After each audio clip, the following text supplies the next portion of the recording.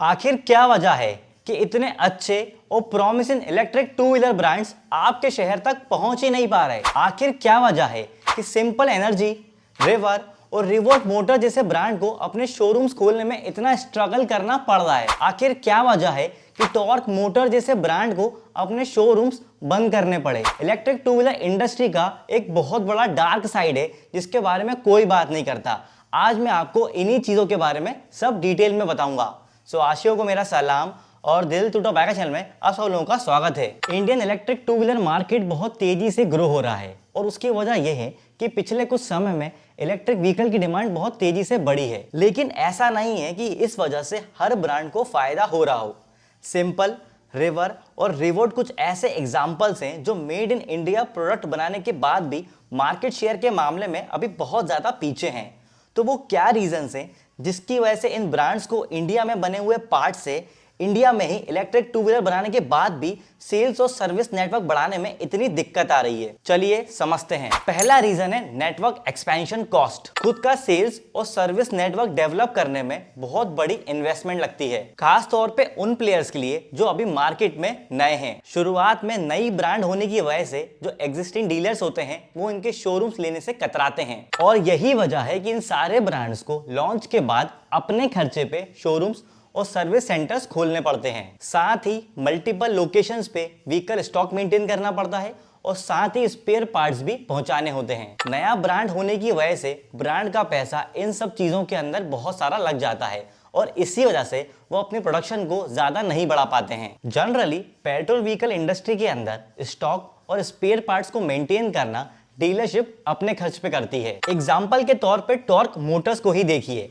एक ऐसा प्रोडक्ट जिसने अच्छी रेपुटेशन बना ली थी और जिसमें एग्जिस्टिंग इलेक्ट्रिक बाइक्स के मुकाबले अच्छी परफॉर्मेंस भी मिल रही थी। उन्हें अपने आफ्टर सेल्स डीलरशिप नेटवर्क को बढ़ाने में इतना खर्चा करना पड़ रहा था कि वो स्केल ही नहीं कर पाए। दूसरा है limited charging network. Electric vehicle के अडॉप्शन में चार्जिंग नेटवर्क का ना होना एक बहुत बड़ा बैरियर है, खास तौर पे छोटे मोटे शहरों में और गांव में, क्योंकि यहाँ पे पब्लिक चार्जर्स अवेलेबल ही नहीं है। यहाँ तक कि टीयर 2 और टीयर 3 सिटीज के यूजर्स का कहना है कि जब तक पब्लिक चार्जिंग हर जगह अवेलेबल नहीं होता या फिर पोर्टेबल चार्जर में फास्ट चार्जिंग का ऑप्शन नहीं आ जाता, वो इलेक्ट्रिक व्हीकल लेने से बच रहे हैं। हालांकि दिन ब दिन पब्लिक चार्जर्स का नंबर इंडिया में बढ़ता जा रहा है, पर इसमें दिक्कत यह है कि हर ब्रांड का अपना चार्जिंग कनेक्टर अलग है।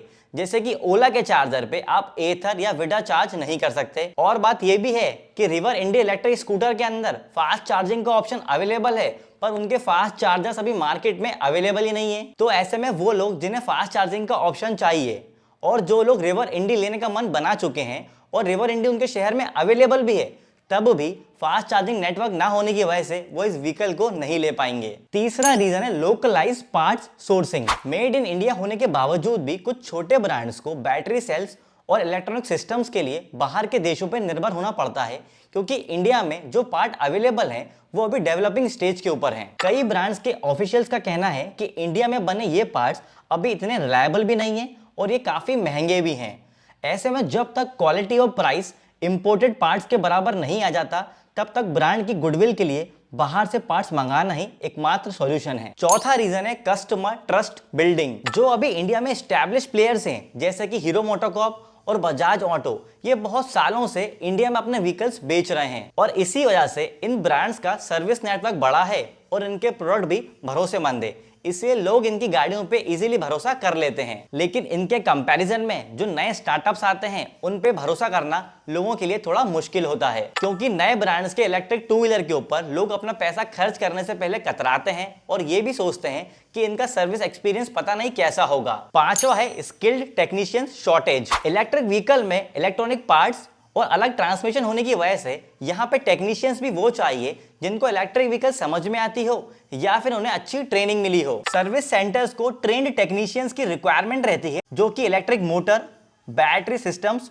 और सॉफ्टवेयर प्रोग्राम्स को अच्छे से समझते हों। अब क्योंकि ये बिल्कुल नया स्किल सेट है, इसलिए वो टेक्नीशियंस जो ये काम करने के लिए एलिजिबल हैं वो नई ब्रांड्स में जाने की जगह एस्टैब्लिश ब्रांड में काम करना ज्यादा पसंद करते हैं। यही वजह है कि नई ब्रांड्स के अंदर ऐसे ट्रेंड और स्किलफुल मैकेनिक्स की कमी रहती है और इनके सर्विस सेंटर्स में यूजर को छोटी मोटी दिक्कतों के लिए भी लंबा वेट करना पड़ता है। छठवां रीजन है कंपटीशन। इंडिया में टू व्हीलर के अंदर बहुत सारे ऑप्शंस अवेलेबल हैं और यही वजह है कि इंडिया का मार्केट बहुत प्राइस सेंसिटिव भी है। अभी जो पेट्रोल टू व्हीलर मार्केट में अवेलेबल है उनके मुकाबले अच्छे इलेक्ट्रिक व्हीकल का प्राइस काफी महंगा है और यही वजह है कि अभी भी पेट्रोल टू व्हीलर्स ही मार्केट को डोमिनेट करते हैं। ऐसे में रिवर और सिंपल एनर्जी जैसे नई ब्रांड्स को पहले तो एस्टेब्लिश आईसी ब्रांड से कॉम्पीट करना है, उसके बाद ईवी स्पेस में जो ब्रांड एस्टेब्लिश हो चुकी है जैसे एथर और विडा, इनसे कॉम्पीट करना है और इन सब के बाद आपस में भी कंपटीशन तो है ही। ऐसे में इतनी प्राइस सेंसिटिव मार्केट में इतने कंपटीशन के बाद प्राइस को कम करना इन ब्रांड्स के लिए काफी मुश्किल हो जाता है। तो भाई ये तो थे सारे रीजंस। अब बात कर लेते हैं दिल टूटा बाइकर के कंक्लूजन की। मेड इन इंडिया ब्रांड्स जैसे कि Torque Motors, Simple Energy, Revolt Motors और River electric two wheeler market के लिए बहुत ही ज्यादा इंपॉर्टेंट स्टार्टअप्स हैं। हालांकि जिन रीजंस की हमने बात करी है उन्हीं रीजन की वजह से इन ब्रांड्स की ग्रोथ बहुत धीमे हो रही है और यही वजह है कि इन ब्रांड्स को लोगों का ट्रस्ट जीतने के लिए काफी ज्यादा मेहनत करनी पड़ेगी। ऐसे में सवाल यह आता है कि ब्रांड्स ये इशू को सॉल्व करेंगे कैसे, क्योंकि मेट्रो सिटीज में जैसे दिल्ली, मुंबई और बेंगलोर में इन ब्रांड्स को अपना नेटवर्क बढ़ाना थोड़ा आसान होगा क्योंकि यहाँ पे पब्लिक भी अवेयर है और यहाँ इंफ्रास्ट्रक्चर भी अच्छा खासा बड़ा है। पर टीयर 2 और टीयर 3 सिटीज के लिए इन ब्रांड्स को पहुंचना काफी मुश्किल होगा क्योंकि वहां पेट्रोल व्हीकल्स ने पहले ही अपनी मोनोपोली बना रखी है। इन एरियाज के अंदर पहले तो लोगों के अंदर इलेक्ट्रिक व्हीकल की अवेयरनेस को बढ़ाना होगा और साथ ही अपना नेटवर्क बढ़ाने के लिए इंफ्रास्ट्रक्चर भी डेवलप करना होगा। ऐसे में बहुत सारी पार्टनरशिप्स करनी पड़ेंगी, सर्विस नेटवर्क के लिए अच्छा खासा पैसा इन्वेस्ट भी करना होगा और सरकार के ईवी अडॉप्शन की योजनाओं में करीब से काम करना पड़ेगा। आई होप आप लोगों को वीडियो पसंद आई होगी और बहुत सारी इंफॉर्मेशन भी मिली होगी क्योंकि ये वो टॉपिक है जिसके ऊपर कोई भी बात नहीं करता है।